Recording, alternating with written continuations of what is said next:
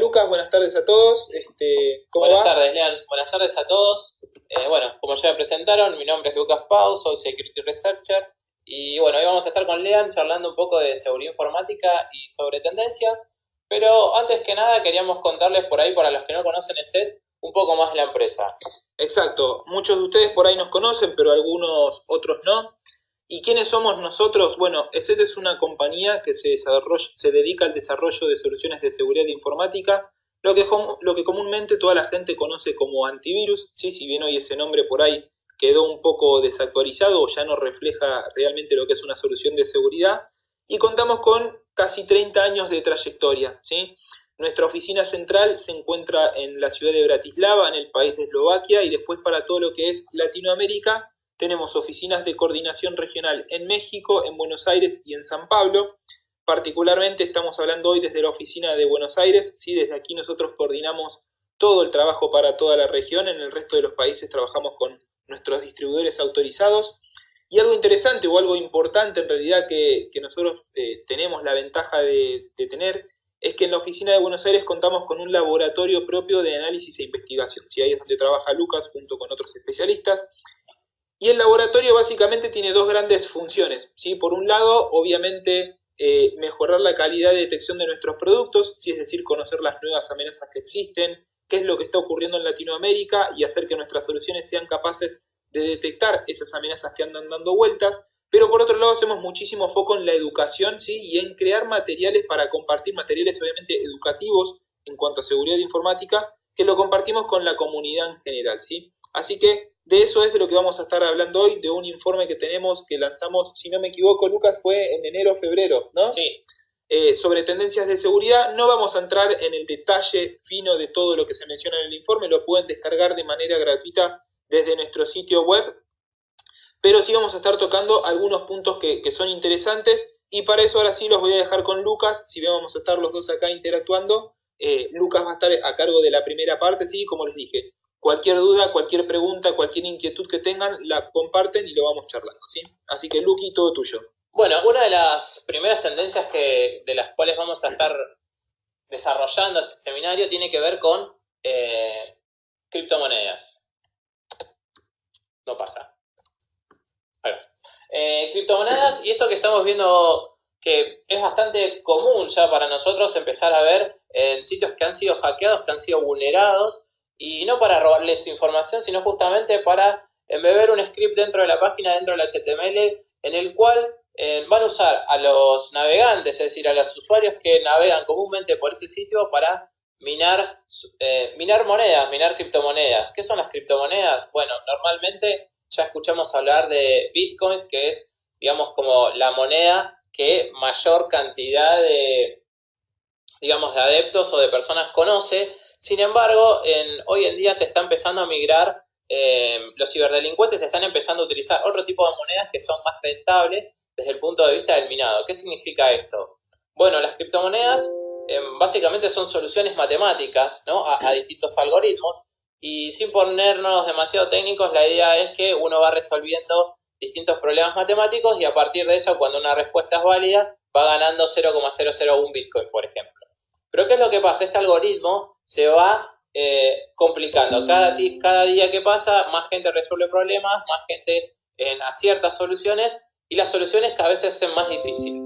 ¿A qué se traduce esto? Bueno, que es mucho más complicado hoy en día minar Bitcoin que lo que era hace 4, 5 o 6 años, ¿no? Entonces los ciberdelincuentes ya encontraron que es mucho más rentable pasarse a otras criptomonedas, como hoy en día es Monero. Bien, hoy mucha gente está siendo hackeada, sus sitios, sus portales empresariales, inclusive diarios o inclusive portales de Wi-Fi gratuita. Bien, hubo un caso muy importante de un conocido local de venta de cafés que fue utilizado justamente para minar criptomonedas, ¿sí? ¿Cómo empezamos a ver esto nosotros? Bueno, nosotros empezamos a detectar esto y nuestros productos lo detectan como un software potencialmente inseguro, ¿bien? Lo que nosotros comúnmente llamamos PUAs. Básicamente lo que hacen este tipo de JavaScript o script, lo que hacen es justamente usar nuestra capacidad de procesamiento del navegador para resolver estos problemas matemáticos y enviar la respuesta o enviar la cantidad de pulsos necesarios a justamente al creador, ¿bien? Entonces, cuando nosotros empezamos a ver esto, que ya fue hace 3 o 4 años, era una novedad. Sin embargo, hoy en día, digamos, ayer yo chequeé un servicio que nosotros utilizamos mucho que se llama Virus Radar, que lo que hace Virus Radar es justamente contarnos cuáles son las mayores detecciones por país, a nivel global, por familia y demás, ¿no? Y justamente algo que es bastante sorprendente es que justamente la detección más detectada, valga la redundancia, es justamente el JS CoinMiner, ¿bien? Una forma de minar bitcoins a través de JavaScript. Justamente esto es algo que se ve a nivel mundial y como ven en el gráfico, es bastante más pronunciado que el resto de las amenazas, ¿bien? Después vamos a estar hablando de algunas otras amenazas, lo que sí es que claro que a veces uno pone en el radar solamente los ransomware, las botnets, pero hoy en día se están empezando a ver algunas cosas más importantes o más a nivel global, que son estos miners, ¿sí? Fíjense que entre las 10 detecciones más detectadas, 3 son de miners, ¿sí? Y justamente la primera es de un miner. Entonces tenemos que tener en cuenta que hoy en día el mercado negro o los cibercriminales están poniendo mucho foco. En su momento fue en ransomware, hoy en día lo están poniendo en miners. Entonces empecemos a tener cuidado en qué sitios entramos y tratar de chequear que las soluciones estén justamente actualizadas para tratar de mitigar este impacto. Sí, acá algunos comentarios que vemos ya nos preguntan por qué esto de potencialmente peligrosas o indeseadas, ¿no? Y en realidad, creo que vos lo mencionabas recién, ¿no? Pero no es que esto vaya a ser algo malicioso contra mi información o contra mi equipo, sino que en realidad lo que hace es utilizar, digamos, la capacidad de procesamiento de mi equipo para resolver estos cálculos matemáticos que vos mencionabas, ¿no? Entonces, por ahí viene la forma en la que nosotros lo detectamos. Claro, esto no es una actividad maliciosa, esto no es que va a robar información o que va a cifrar nuestro disco.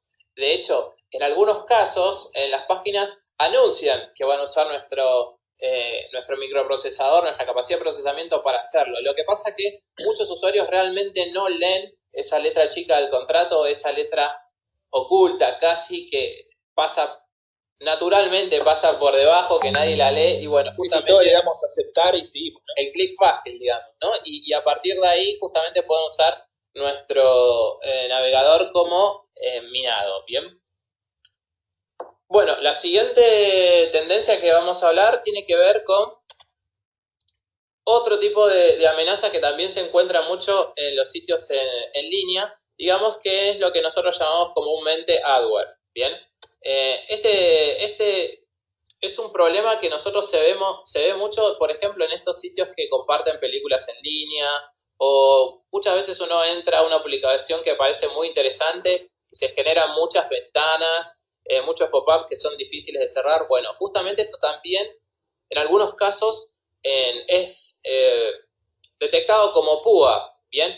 Cuando vemos Virus Radar, esto es algo que estamos mirando a fin de año, vemos que las principales son Azteca Media, Imali y Sumerius. Bien, si bien no son nombres muy familiares, justamente la mayor cantidad de detecciones que tuvimos durante el año pasado fue de estos 3 adwares, ¿sí?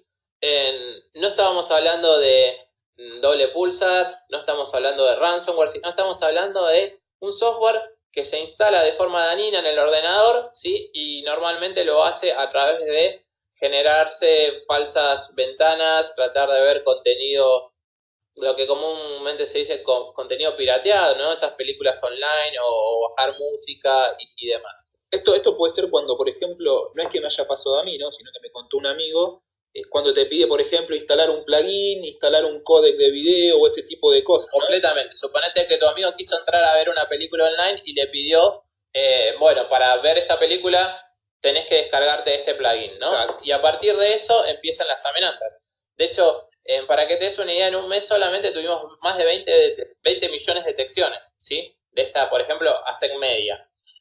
Y cuando vemos los países, bien, vemos muchos países que están correspondientes a Latinoamérica. Vemos Perú, México, Brasil, Colombia, Ecuador, Guatemala, Venezuela, Argentina, ¿sí? Vemos muchos países de Latinoamérica que están involucrados. Esto es media, ¿bien? Cuando vemos Imali pasa algo relativamente similar. Imali tuvo cerca de 10 millones de detecciones. Bien, estamos hablando de 10 millones, es un número bastante importante. ¿Por qué es importante? Porque después esto se relaciona con las ganancias que tiene el ciberdelincuente, ¿no? Porque cuanta mayor cantidad de detecciones se supone que hubo mucha más cantidad de gente que cayó y que quizás su producto no lo detectó y entonces fue víctima y justamente el delincuente lo que hace es monetizar esta estafa. Entonces, Imali también estuvo muy presente en Perú, en México, en Brasil, en Argentina, en Ecuador, en Colombia. Bien, siempre los países de Latinoamérica que tienen mayor cantidad de infecciones se repiten bastante. En este caso, por ejemplo, Sumelius tuvo también cerca de más de 20 millones de detecciones y básicamente estuvieron en lo que es Latinoamérica, más que nada en Perú y en México, ¿sí? Entonces, estas son algunas de las cuestiones que tenemos que tener en cuenta. No solo hay ransomware, no solo hay botnet, también existen los sitios que van a usar nuestro procesador, nuestro navegador como para minar bitcoins, minar Monero, minar distinta cantidad de criptomonedas. También existen los plugins maliciosos que pueden empezar a matar nuestro procesamiento, matar nuestra performance y hacer que nuestra información quizá no sea almacenada de la manera correspondiente. Entonces, ¿cómo nos defendemos de esto? Bueno, ahí ya veíamos algunas preguntas que iban haciendo acá, ¿no? Algunas ya las fuimos contestando, pero muchas veces, ¿no? La gente se queda con, incluso a veces, nosotros lo vemos, Lucky, nos pasa de, siempre dicen virus, ¿no? Y no es solamente un virus, como vimos, por ahí hoy el ransomware es mucho más conocido, pero ahora están muy de moda los coin miners, esto que mencionabas vos del adware y demás, y siempre me dicen, bueno, pero entonces, ¿qué hago? ¿Cómo me protejo? Y la realidad es que existen soluciones de seguridad. Obviamente nosotros desarrollamos soluciones de seguridad y nuestras soluciones se caracterizan por ser bastante completas. Como bien mencionaba al principio, comúnmente la gente todavía se refiere a las amenazas como un virus informático y a una solución de seguridad como un antivirus. Y hoy en realidad el antivirus es mucho más que eso, ¿no? Yo lo decía al principio. Hoy una solución de seguridad protege contra todo tipo de código malicioso, ¿no? Esto que mencionabas vos, Lucas, ransomware, adware, conminer, etcétera. Y para eso nuestras soluciones cuentan con múltiples tecnologías. Tenemos tecnologías específicas y desarrolladas por ESET. Yo contaba que ESET ya tiene casi 30 años de trayectoria, entonces obviamente sabemos muy bien de lo que hablamos y qué es lo que hacemos. Y ahí es donde desarrollamos algunas tecnologías, ¿no? Hoy está muy de moda todo lo que es el machine learning o la inteligencia artificial. Antes era la detección proactiva, la heurística avanzada, pero hoy tenemos tecnologías, por ejemplo, lo que nosotros llamamos detección por ADN, ¿sí? Donde acá lo que buscamos es, ante alguna línea específica de un código malicioso que ya hayamos visto y que sabemos que es malicioso o que está presente en algún tipo de amenaza, si eso lo encontramos en algún otro tipo de archivo, en algún otro tipo de servicio, sabemos que puede llegar a ser sospechoso y también lo vamos a estar bloqueando, ¿sí? Entonces, estas son algunas tecnologías. Después tenemos protección específica contra botnets, tenemos, bueno, ahora lo vamos a hacer un poquito más adelante, pero explotación de vulnerabilidades, todo lo que tiene que ver con la protección de la memoria del sistema operativo, ¿sí? Que son tecnologías que obviamente detectan todo este tipo de amenazas, no solamente la que estamos viendo hoy, sino todo lo que está circulando por internet, como mencionábamos, troyanos, adware, spyware, ransomware, lo que se les ocurra. Y para eso contamos con tecnologías específicas para detectar cada uno de estos tipos de códigos maliciosos que estén dando vueltas, ¿sí? Ya sea porque o se quiere descargar a mi equipo o, como mencionaba Lucas, en el caso de los CoinMiner, no es que se descargue algo al equipo, sino que es simple un plugin que se ejecuta desde la web. Entonces, eso también nosotros lo bloqueamos y lo detectamos como malicioso. Acá, a ver, estaba viendo alguna pregunta de Daniel. Dice, ¿estas aplicaciones tienen capacidad de infectar equipos independientemente del sistema operativo que utilicen? Es decir, un navegador con Linux, ¿podría estar siendo explotado para ser minado? Sin duda. Sin duda, sí, son cross-browser y de hecho tienen la posibilidad de inclusive funcionar en teléfonos móviles. Por supuesto, la capacidad de procesamiento va a ser mucho menor, ¿verdad? O sea, si el navegador corre en un Linux que tiene 64 GB de RAM, bueno, obviamente va a tener mucha capacidad de procesamiento y va a minar mucho más de lo que puede minar un dispositivo móvil con un microprocesador ARM y que tenga otro tipo de performance, ¿verdad? Entonces, por supuesto que eso va a variar muchísimo dependiendo del equipo, pero en todos los equipos se puede hacer minado. Algo que sí es importante destacar es que en muchos casos, cuando el usuario cierra el navegador, el minado, si el plugin o digamos el script que se está usando no es malicioso, se va a cerrar. Entonces, ¿qué significa? Que va a dejar de minar, ¿bien? Ahora, ¿qué pasa? Si el script es malicioso y trata de permanecer en memoria, ya estaríamos pasando a otro tipo de código malicioso, ¿bien? En donde quizá en Linux no corra y quizá es más común que sí corra en sistemas operativos Windows. Buenísimo, bien, bastante claro, Luqui. Bien, entonces, como les mencionaba, nuestras soluciones pueden detectar este tipo de amenazas, este tipo de plugins, todo esto que veíamos, ¿sí? Y esto es una de las partes que estábamos viendo, ¿no? Ahora vamos a ver algún otro tipo de incidente o de tendencia de lo que estamos viendo, que esto es algo que nadie debería asombrarse y que ya todos conocemos, ¿no? Que es la ingeniería social. La ingeniería social. Y cuando hablamos de ingeniería social, normalmente lo que primero se viene a la mente que es phishing, estafas, ¿no? Y cuando hablamos de phishing, hablamos de muchas veces un correo que llega haciéndose pasar por una entidad financiera, por un banco, por una tarjeta de crédito, y lo que pide es que por a través de algún tipo de problema de seguridad o algún tipo de bloqueo en el sistema, uno se tenga que volver a loguear. ¿Qué es lo que comúnmente decimos? Bueno, ¿cómo uno se tiene que cuidar, ¿no? ¿Cómo te cuidarías vos, Lean, a partir de esto? ¿Qué es lo primero que chequearías antes de hacer clic en un enlace, por ejemplo? Y podría ver, por ejemplo, si me llega por mail, puedo pasar el mouse por arriba y ver la URL a la que me apunta. Si ingreso a la URL, ver que tenga, por ejemplo, HTTPS o certificado, eso también lo puedo ver. Y después algunas cuestiones por ahí de más de diseño, claro, que no tengan faltas de ortografía y esas cosas. Bueno, eso está muy bien y naturalmente es algo que nosotros normalmente aconsejamos. Sin embargo, hoy en día esto ya no está alcanzando. Les voy a mostrar 3 ejemplos de ingeniería social. El primero tiene que ver con una campaña que estuvo hace unos días dando vuelta, que nosotros reportamos en WeLive Security y tratamos de alertar a nuestros usuarios. Y tiene que ver con una tarjeta de crédito. Justamente lo que hacía este phishing es no propagarse por un correo electrónico, sino que se propaga a través del navegador. Bien, ¿cuántos de ustedes se acuerdan de memoria la URL de su banco? Lo que normalmente la gente hace es escribir en el buscador, que es lo mismo que escribir en la barra de direcciones de hoy en día, porque la mayoría de la gente utiliza Chrome o los navegadores ya directamente cuando uno escribe sobre el navegador van a buscar eso en Google o donde uno tenga predefinido.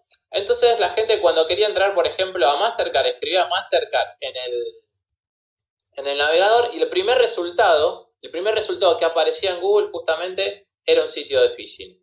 ¿Qué particularidad tenía este sitio de phishing? Que además de que, digamos, no es que llegaba por un correo electrónico, sino es interesante también que tenía un certificado. Bien, cuando uno entraba del navegador, le decía que era un sitio seguro. Ahora, ¿qué significa que el sitio es seguro? ¿Significa que no es un phishing? No, no significa eso. Significa que en ese sitio no tiene malware, no existe malware, no hay virus. No, no significa eso. Lo único que significa ese candado que dice que es seguro es que el certificado corresponde al dominio que está indicado en el nombre del certificado. Simplemente eso. Eso antes, digamos, era utilizado como un chequeo de seguridad porque los certificados había que comprarlos. Entonces, para el ciberdelincuente no era negocio comprar un certificado, pero hoy en día los certificados HTTPS se consiguen de forma gratuita. Y entonces a partir de esto, los phishing hoy en día, una gran parte vienen con certificados HTTPS. Entonces, por eso hay que tener mucho cuidado cuando uno recibe un correo, por más de que el sitio a donde vaya sea HTTPS, ¿sí?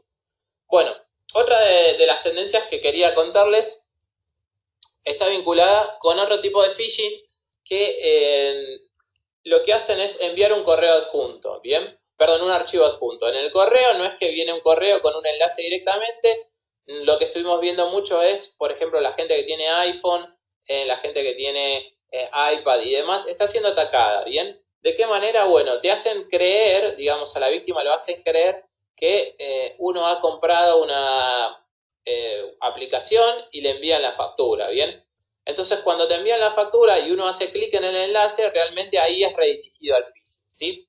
Entonces, esto es bastante interesante porque el enlace malicioso no es que viene en el correo, sino que viene en el archivo adjunto. Por supuesto, el correo parece ser que viene desde Apple o desde alguna entidad similar a Apple, pero esto es totalmente falso. No sé si saben ustedes que enviar un correo en nombre de otra persona es bastante sencillo, solamente con 2 líneas de PHP lo pueden hacer, y lo estoy contando no para que lo empiecen a hacer y empiecen a mandar correos en nombre de otra persona, sino para que sepan lo fácil que es ser engañados a través de un correo. Y la última cosa que quería contarles, que tiene que ver con ingeniería social, está vinculada a WhatsApp. Bien, WhatsApp hoy en día es uno de los canales más utilizados para enviar estafas. Bien, hace muy poquito me llegó justamente esta estafa de Adidas, que pretendía que por su aniversario regalar justamente un par de calzados. Después también llegó de Nike, también llegó de algunos supermercados, tickets gratuitos, bien, inclusive maquillajes, ¿sí?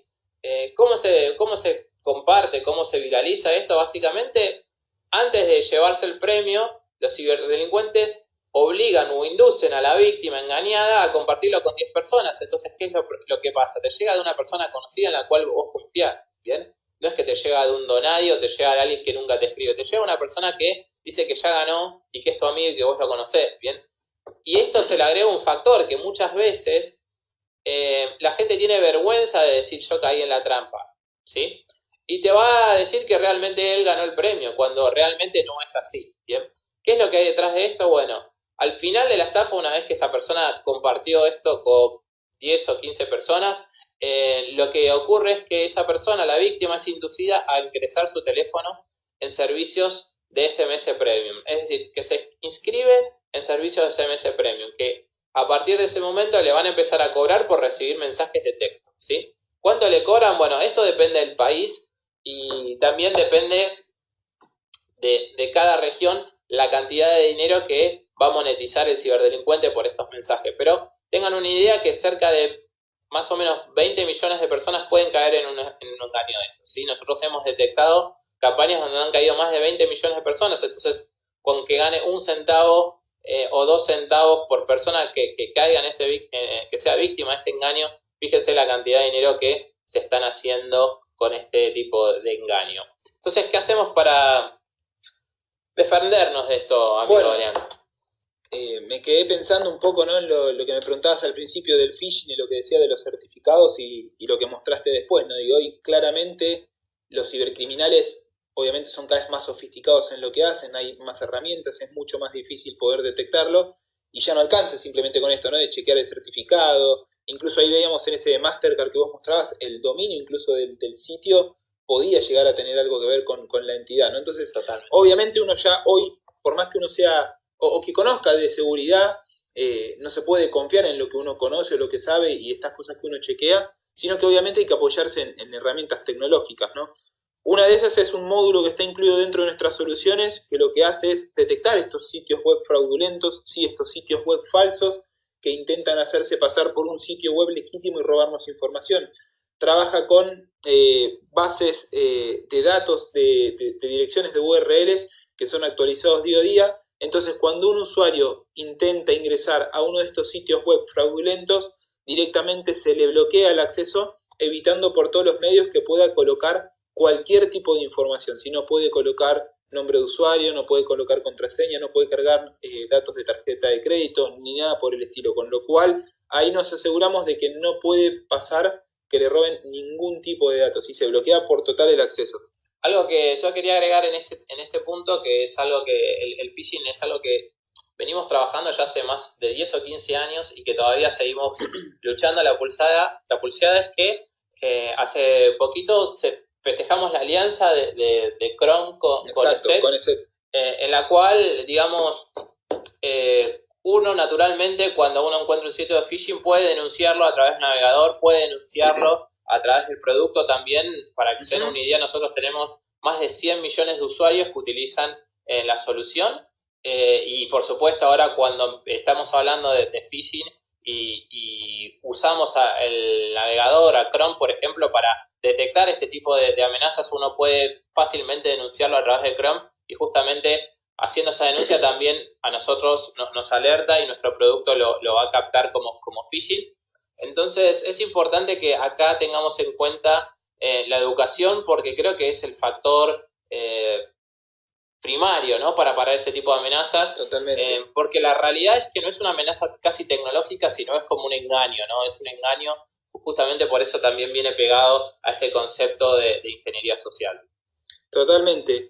Y esto que decías vos es importante, ¿no? Hace 10 o 15 años que venimos hablando de phishing. Sí, sin duda, y es algo que por lo menos en el último año aumentó 7 veces más. O sea, fíjense que es una tendencia que sigue aumentando. Lamentablemente pareciera que vamos perdiendo en algunos momentos, pero bueno, seguimos en la lucha, seguimos tratando de ver el lado positivo. Cada vez hay más detecciones, pero bueno, lamentablemente cada vez hay más phishing y muchas veces está de la mano donde a veces no somos buenos comunicando este tipo de información. Exacto. O porque pensamos que ya todo el mundo lo conoce y a veces no es tan conocido, ¿verdad? Interesante. Y otro relacionado a esto, algo específico que también nosotros tenemos dentro de nuestras soluciones, es lo que nosotros llamamos la protección de banca y de pagos en línea, ¿sí? Esta es una funcionalidad que lo que permite es proteger toda la información que nosotros mandemos ante alguna entidad financiera o de pagos, ¿sí? ¿Qué es lo que hace básicamente este módulo? Cuando detecta que estamos trabajando en un sitio de algún tipo de banco o de pagos en línea, lo que hace es activar una funcionalidad que cifra toda la información que nosotros tipiemos con nuestro teclado, ¿sí? Imagínense que esto puede ir un poco más allá, es decir, yo entré a un banco legítimo, pero sí me infecté con algún tipo de amenaza, lo que menciona ahí, un keylogger, ¿sí? Es una amenaza que lo que hace es registrar todo lo que yo tecleo y se lo reporta a un atacante. Entonces, obviamente, el atacante podría recibir esa información y ver que yo ingresé, por ejemplo, a, no sé, el sitio web de Visa, de Mastercard, de cualquier entidad financiera, que obviamente puse un nombre que puede ser, no sé, Leandro, ¿sí? Y que utilice una contraseña, ¿sí? Entonces, el atacante obtiene toda esa información de manera remota habiendo comprometido nuestro equipo por algún tipo de motivo. Con esta funcionalidad, lo que nosotros vamos a hacer es que el atacante, más allá de que la amenaza se encuentre dentro de nuestro equipo, el atacante no pueda leer esa información que nosotros tecleemos, ¿sí? Toda esa información que nosotros estemos tecleando va a estar siendo protegida. Acá, a ver. Acá Alejandro Ramírez nos pregunta, ¿cuál es la ventana de tiempo en que la solución detecta el phishing para ser bloqueado? Bueno, y acá tiene que ver también con en cuánto actualizas tu firma, si tenés conexión a internet, si lo haces de forma periódica, si es un producto hogareño, si es un producto de enterprise, si estamos hablando de un dispositivo móvil, puede variar. Lo que sí, acá hay un tema que es bastante, digamos, controversial, es que muchas veces los sitios de phishing son dados de baja a las horas, ¿bien? Entonces la firma no llega a actualizarse, ¿bien? En caso de que sea detectado por firma. Normalmente esto trata de detectarse proactivamente, no es por firma, por lo cual el producto debería captarlo. Bueno, a veces, como todos los productos de seguridad, no tienen el 100% de efectividad y lo hacen a través de una firma, pero bueno, normalmente a las horas de que nosotros lo reportamos ya debería estar detectado en todas las computadoras. Pero bueno, lo que pasa también es que un sitio de phishing promedio, si hay un equipo de respuesta ante incidentes, no suele estar más de 24 horas activo, ¿bien? Entonces también esa brecha es muy pequeña para que llegue a todos los clientes que nosotros tenemos. Buenísimo, bastante claro.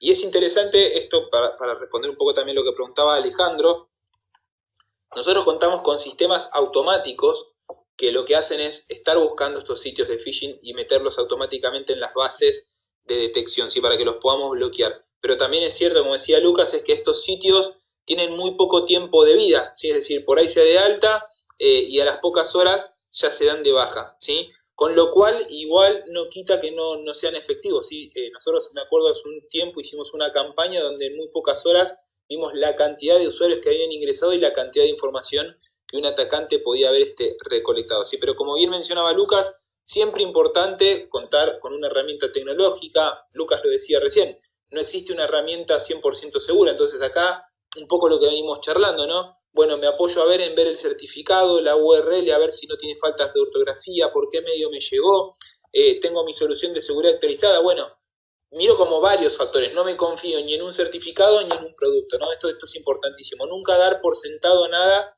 por más que tenga la solución de seguridad actualizada o porque el sitio web tenga un certificado o lo que sea, siempre está bueno chequear algún tipo de parámetro adicional. Sí, de hecho, si tienen alguna duda que no la pueden revelar y no se quieren comunicar con el banco y están entrando a un sitio donde le pide credenciales, lo que pueden probar es poner credenciales falsas y ver qué pasa. Bien, obviamente si es un sitio trucho, si es un sitio fraudulento, lo que va a hacer es pasar a la siguiente pantalla, ¿no? Ahora, si ustedes se encuentran en el sitio del Banco Real, cuando ustedes carguen usuario y contraseñas falsas, le va a dar un error, ¿no? Le va a dar un error de login, con lo cual esa es una forma bastante sencilla de chequearlo, pero bueno, eso también los expone a que ustedes ya hicieron clic y entraron a un sitio donde puede tener alguna carga maliciosa también. Buenísimo, bien. Bien, pasamos entonces a otra de las tendencias que vamos a ver, y esta tal vez sea por ahí de las que más deben haber escuchado en los últimos meses o tal vez en el último año, ¿no? Sí, sin duda. El ransomware, digamos, como que se habló muchísimo durante el 2016, se habló muchísimo durante el 2017, y bueno, el 2018 no va a ser el año en que dejemos de hablar de ransomware. Empezamos a ver que el ransomware ya tiene otro tipo de características como de gusano, bien, que se propaga a través de vulnerabilidades, que hay brotes bastante globales que afectan a distintos países. Empezamos a ver que ya hay otro tipo de ransomware que además de robar información, que además de cifrar la computadora, roban información, bien, y si nunca escucharon hablar del ransomware, bueno, el ransomware es un código malicioso que lo que hace es cifrar o bloquear tu computadora y te exige un rescate para que vos pagues y a partir de eso volver a recuperar toda la información. Y acá siempre una pregunta que nos dicen es, bueno, ¿pagar o no pagar? Bien, ¿qué hacemos si no teníamos una solución de seguridad? ¿Qué hacemos si no teníamos un backup? Bueno, ¿pagar o no pagar? Nosotros, el consejo siempre es, nunca hay que llegar a tener que decidir si pagar o no pagar, ¿no? Y en tal caso, no pagar porque primero nadie te garantiza que te devuelvan la información y que vos vuelvas a tener acceso a esa información. Hay mucho ransomware dando vuelta donde realmente el ransomware fue mal hecho, fue mal fabricado y los ciberdelincuentes realmente no pueden descifrar esa información que fue cifrada. Por eso es recomendable no pagar. También es recomendable no pagar porque uno está financiando a un ciberdelincuente, está financiando a un criminal, ¿sí? En muchos países el ransomware es ilegal, ¿sí? Esto no es poca cosa. También empezamos a ver que hay otro tipo de servicios, ¿no? Te alquila tu ransomware, ¿bien? Empezamos a ver que el ransomware no solo exige, por ejemplo, como veíamos en estas campañas de Bullet Security, que el ransomware no solo exige un pago, sino que te dice, bueno, está bien, si no tenés dinero, mandame una foto íntima, ¿bien? Si querés recuperar tu equipo. Y esto tiene que ver con la privacidad, tiene que ver con lo que nosotros llamamos sexting, ¿bien? Mandar una foto íntima, ¿bien? Y también se ven cosas como, bueno, ¿qué pasa cuando el sexting pasa a un lado más? Se va a un grado más de complejidad cuando se convierte en sextorsión, ¿bien? Que uno recibe una extorsión a través de la foto, ¿bien? Yo tengo estas fotos y si vos no querés que estas fotos se las envíe a todos tus compañeros de trabajo, que se las envíe a tus padres, a tu familia, a tus hijos, bueno, vas a tener que pagar más. Bueno, eso se llama sextorsión, eso es algo que también se está viendo mucho.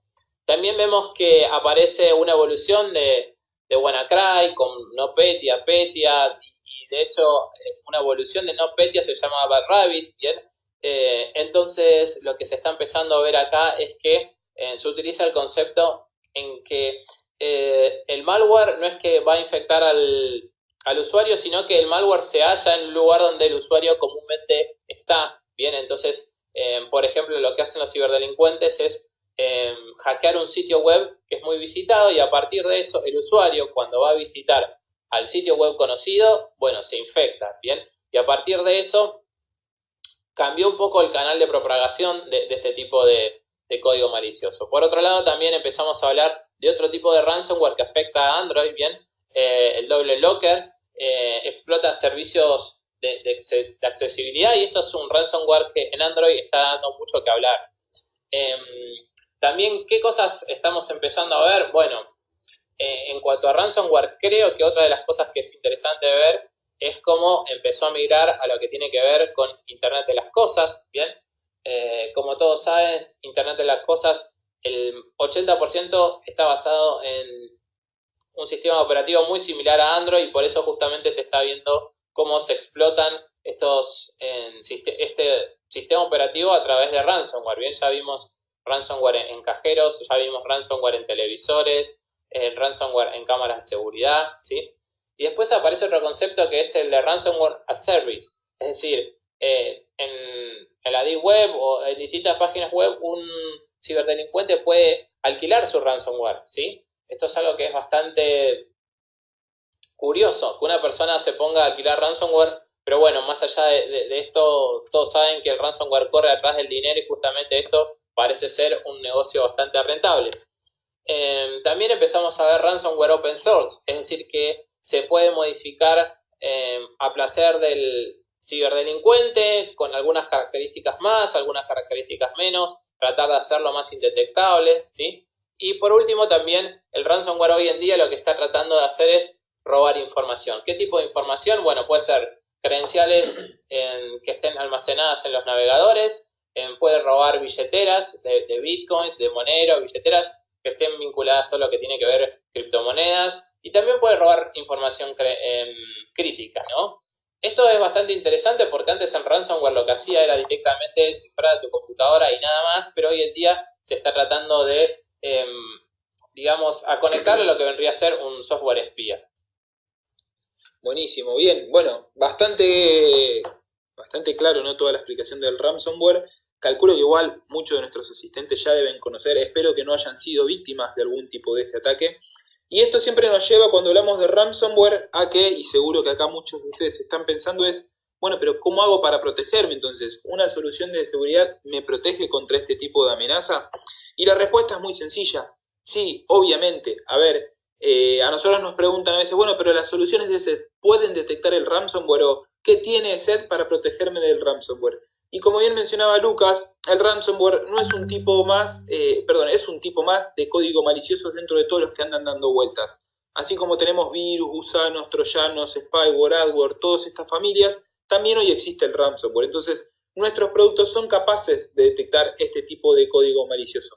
Ahora, también es cierto que debido a la gran cantidad de nuevas variantes que estamos viendo semana a semana, porque obviamente la gente se sigue infectando y sigue pagando para recuperar la información, esto hace que los cibercriminales cada vez generen más variantes, como veíamos recién también con Lucas, esto de la posibilidad de el ransomware como un servicio que uno puede alquilar o que uno puede modificarlo como quiere. Y bueno, es un negocio obviamente delictivo, pero que tiene un auge y que vamos a seguir viendo, como decía Lucas al principio, durante todo este año también, ¿no? Entonces esto hace que, al haber tantas amenazas y tantas variables o variantes dando vueltas por internet, sea muy difícil poder detectar el 100% de todas las amenazas. Para eso nuestros productos tienen un módulo específico de detección contra ransomware, que lo que hace, básicamente el ransomware, Lucas lo explicaba, lo que hace es cifrar la información, ¿sí? Es decir, la encripta, le pone una clave y nos pide el pago del rescate. Cuando este proceso de cifrado se dispara en un sistema, este módulo lo va a detectar y lo va a parar. Y nos va a preguntar, bueno, mirá que tu información está siendo cifrada, esto está bien, está mal, es correcto, no es correcto, y en base a eso poder tomar algún tipo de decisión y por lo menos darnos cuenta que estamos siendo víctimas de algún tipo de ataque, ¿sí? Entonces, importante que les quede en claro, ¿las soluciones de SET pueden detectar y bloquear el ransomware? Sí, obviamente, y hoy lo hacemos. Ahora también tenemos un módulo específico para detectar aquellas variantes más sofisticadas, más nuevas, que empiezan a cifrar la información de manera indebida, ¿sí? Así que eso es importante como para que les quede en claro y lo tengan en cuenta. Y por último ya, la última de las 5 tendencias que vamos a estar viendo hoy, sí tiene que ver con la explotación de vulnerabilidades, ¿no? Y esto es un tema bastante delicado, el tema de las vulnerabilidades. Sí, creo que hoy en día las vulnerabilidades están, digamos, vinculando a todos los dispositivos y a todas las personas, ¿bien? Hace bastante poquito tiempo escuchamos hablar de 2 vulnerabilidades a nivel microprocesador, Spectre y Meltdown, que fueron bastante controversiales porque realmente no era muy sencillo actualizarlo, no era muy sencillo, digamos, mitigar el impacto de este tipo de vulnerabilidades. Pero a lo largo del año también estuvimos analizando todas las cantidades de vulnerabilidades reportadas y justamente el 2017 podríamos decir que fue el año de las vulnerabilidades, porque de hecho llegamos a un reporte récord en cuanto a vulnerabilidades. El año pasado se detectaron más de 14.600 vulnerabilidades, ¿sí? Contra 6.447 durante el 2016. Entonces, fíjense que casi duplicamos y un poco más la cantidad de vulnerabilidades con respecto al año pasado, ¿bien? Esto es una tendencia que sigue en aumento. De hecho, que hayan aumentado un 120% de un año al otro es algo que no se vio nunca en la historia y es bastante preocupante.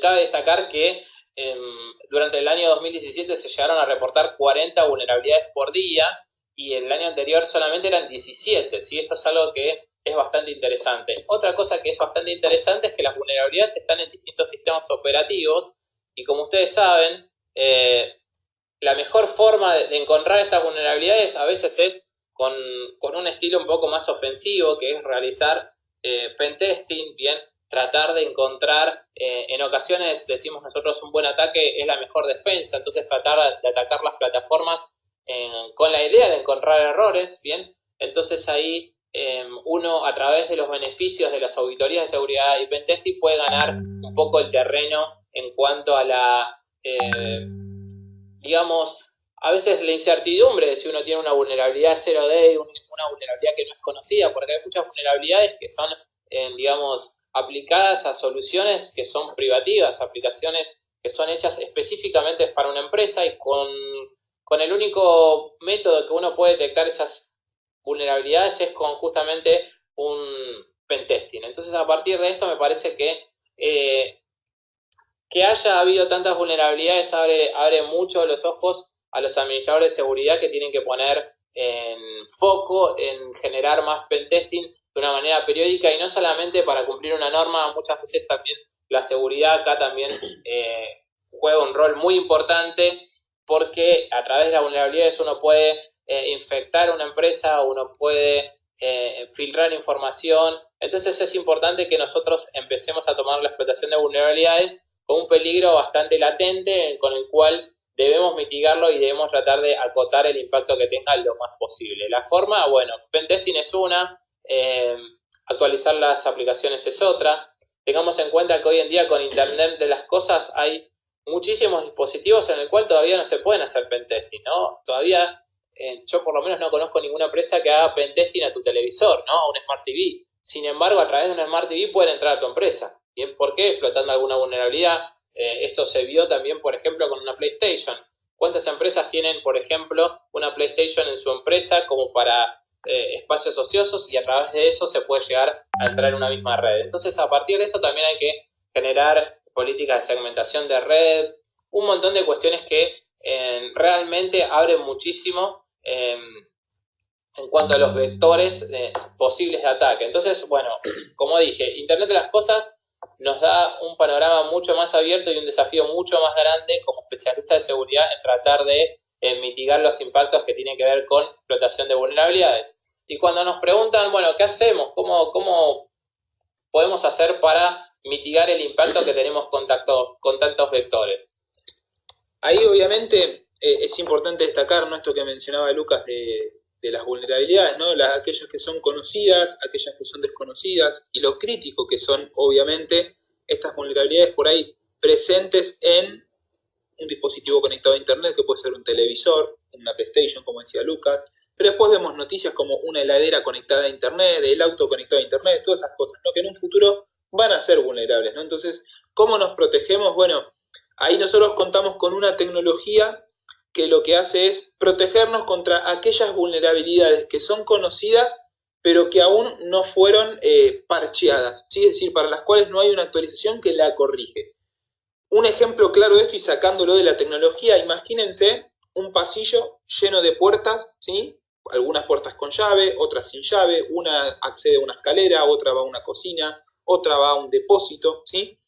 Ahí lo que nosotros podemos hacer es, sabemos que tenemos la puerta que nos da acceso a una caja fuerte, por ejemplo, y que por algún motivo la llave se rompió y no cierra, ¿sí? ¿Qué es lo que hacemos? Bueno, ponemos un oficial de seguridad, un policía, alguien que esté mirando esa puerta y que cuando la vaya a acceder, lo pare y le pregunte, ¿por qué estás queriendo acceder a este tipo de puerta o a este espacio? ¿Sí? Con esto ocurre más o menos lo mismo, es decir, si nosotros sabemos que hay una vulnerabilidad presente en el sistema, una falla, este módulo lo que va a estar haciendo es, de alguna forma, mirando esa vulnerabilidad y prestándole atención. Y en caso de que alguien quiera hacer uso de esa vulnerabilidad, lo va a parar, ¿sí? Entonces, de esa manera evitamos que aquellas vulnerabilidades que son conocidas pero que aún no han sido parchadas puedan ser explotadas por los cibercriminales, ¿sí? Ese es un punto importantísimo. Y por otro lado, tenemos todo lo que tiene que ver con la protección de la red hogareña, ¿sí? Por así decirlo. Todos estos dispositivos que están conectados a Internet, un televisor, una computadora, una tablet, un teléfono móvil, una consola de videojuegos, ¿sí? Y todos estos pueden ser más o menos vulnerables. Entonces, es importante poder detectar estas vulnerabilidades y ver cuáles de estos dispositivos podría ser un vector de entrada para mi casa, para mi organización y cómo lo puedo llegar a parar y lo puedo llegar a bloquear, ¿sí? Entonces, ven que hay un montón de problemáticas, obviamente, ya lo mencionó Lucas. Existen también, por suerte, un montón de tecnologías. Y lo importante es no volverse loco, ¿no? Eso es importante. Tener en mente que los ciberdelincuentes están detrás de siempre lo mismo, ¿no? El dinero, ¿bien? ¿Y cómo hacemos para cuidarnos? Bueno, principalmente, por un lado, educación, ¿no?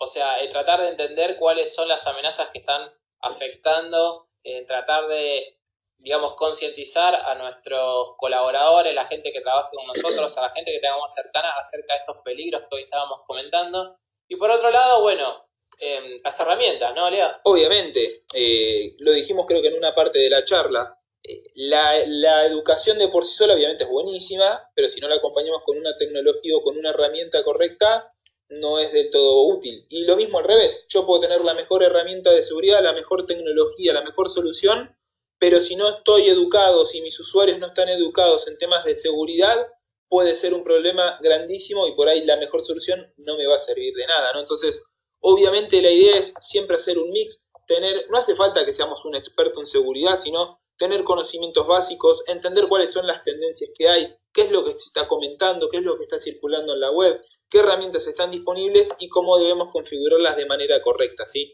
De esa forma nosotros vamos a poder disfrutar de la tecnología de manera segura, sin ningún tipo de riesgo, sin ningún tipo de problema y con total tranquilidad de que sobre todo nuestra información va a estar siendo protegida, así que es lo más importante. Así que bien, ya estamos finalizando el webinario, a ver si queda alguna preguntita, algo que quieran hacer. Tenemos un par de minutitos todavía. Ahora cuando finalicemos el webinario ustedes van a ser redirigidos a una encuesta, así que le pedimos que la contesten, porque nos sirve obviamente para mejorar la calidad de los webinarios y demás. A ver, ¿alguna duda, alguna pregunta?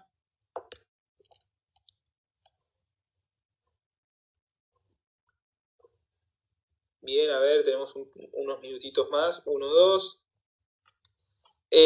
Ahí se me fue justo la pregunta. Acá, Daniel nos dice si existe algún módulo anti-phishing para la versión de Android. No, actualmente no, pero sí podemos detectar algún tipo de... me estoy confundiendo. Sí tenemos anti-phishing para todo lo que es Android, más allá de detectar este tipo de código malicioso, y se puede utilizar. Sí, el módulo anti-phishing en nuestra solución, Daniel, está dentro de lo que es la versión premium. Si hoy nuestro producto para teléfonos móviles con Android tiene una versión gratuita que tiene algunas funcionalidades limitadas y la versión premium, que es la que requiere de la compra de una licencia, sí incluye el módulo anti-phishing, ¿sí? Sí. A ver acá. María José acá nos pregunta ¿cómo cuidamos a los niños y adolescentes en estos riesgos? Bueno, María José, yo para eso te recomiendo que visites, nosotros tenemos un portal dedicado a todo lo que tiene que ver con la protección de los niños, que es una plataforma dirigida a los padres, en realidad, es una plataforma que se llama DigiPadres, podés buscarla en internet, Y ahí vas a encontrar un montón de información, desde guías educativas, herramientas tecnológicas, cómo hablar con un chico dependiendo obviamente de la edad que tenga, cuáles son los riesgos a los que está expuesto y demás, y ahí vas a encontrar todo ese tipo de información. Sí, además también a nivel tecnológico tenemos la solución de control parental. Exacto.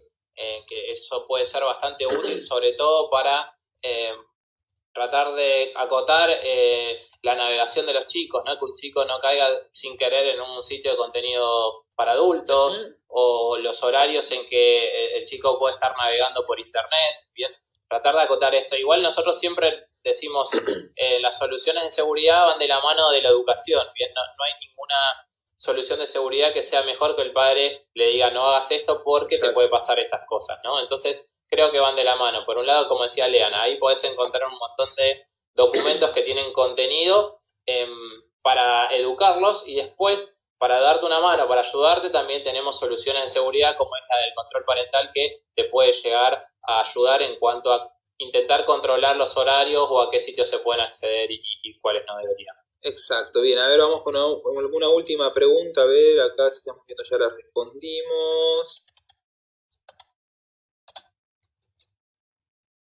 A ver, seguimos mirando acá. Seguimos, bueno, acá nos preguntan si la sesión va a quedar grabada. No, en realidad nosotros no grabamos los webinarios por una cuestión de que en muy poco tiempo quedan desactualizados, ¿sí? Pero toda la información que nosotros mencionamos acá, tanto las noticias que comentó Lucas como la información que yo mencioné de los productos, todo eso lo van a encontrar, ahí pueden ver en pantalla la URL de nuestro portal de noticias, que es welivesecurity.com/latam.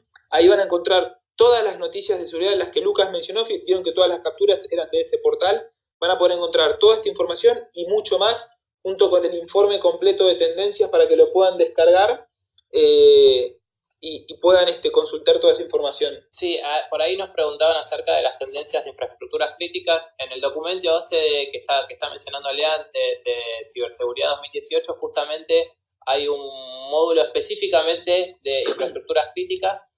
Nosotros no quisimos tocarlo en este webinario porque justamente hay muy poca gente que se dedique a infraestructuras críticas, por lo cual nos pareció más rico para aprovechar en otras Exacto. Cosas que por ahí podían ser más comunes, digamos. Entonces, naturalmente, justamente en ese reporte uno va a poder leer todo lo que tiene que ver con infraestructuras críticas, que la realidad que está muy bueno, solamente que me parecía que no afectaba a tanta gente como las temáticas que sí. Charlamos hoy. Sí, por ahí es más concreto y más específico para un público en particular, ¿no? Pero eso era para responderle a Alejandro que nos había preguntado un poco, así que buenísimo. Bueno, a ver, y vamos con alguna última pregunta con respecto a lo que es protección para iOS. Bueno, acá nos pregunta Daniel si hay algún tipo de herramienta de solución para iOS. En realidad no la hay, no la tiene SET y no la tiene ningún proveedor en el mercado. Y esto tiene que ver con una limitante por el lado de Apple que no les permite a los vendors de seguridad desarrollar una solución anti-malware para esta plataforma, ¿sí? Hoy Apple no lo permite porque consideran que es una plataforma segura, porque también es parte, digamos, del mensaje que ellos utilizan de que no hay amenazas para esa plataforma. Entonces hoy no se pueden desarrollar soluciones de seguridad para todo lo que tiene que ver con iOS, ¿sí? Pero sí, obviamente, para Android, por ahí que es la plataforma que sí hemos visto o que tiene mayor porcentaje de mercado a nivel mundial, y también la plataforma para la cual hemos visto que han crecido la mayor cantidad de amenazas, ¿sí? Así que bien, vamos a ir dando por finalizado el webinario. Les agradezco muchísimo por haber participado, sobre todo al final con las preguntas y demás, y los que fueron acotando también durante la charla, hicieron que sea muy, muy entretenido, así que esperamos que la información les haya sido útil, que la hayan pasado tan bien como nosotros, y bueno, nos estaremos viendo en próximos webinarios. Luqui, no sé si querés despedirte. No, sí, yo quería contar que además nos pueden seguir a través de Twitter, en LA. Ahí vamos posteando muchas novedades, muchas noticias acerca de lo que es el mundo de la seguridad informática, generar alertas. Si quieren hacerme alguna pregunta personal, también puedo usar mi Twitter, que es @Lukish, creo que está ahí. Y bueno, que no dejen de leernos, que normalmente en los posts nosotros sacamos o tratamos de sacar todas las últimas tendencias en lo que afecta a Latinoamérica y a nivel mundial. Así que les agradezco su tiempo y muchísimas gracias. Bueno, gracias Luqui por el cierre, así que muchísimas gracias una vez más en nombre de ambos, que tengan una muy buena tarde y hasta un próximo webinario. Adiós.